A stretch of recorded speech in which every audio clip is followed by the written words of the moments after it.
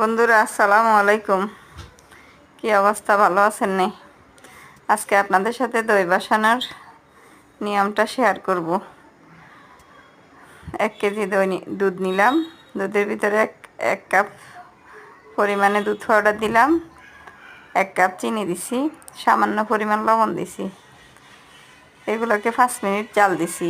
জাল দেওয়ার পরে একটা বাটিতে 20 টাকা দামের একটা দই নিয়ে আসি, বীজের জন্য আর কি।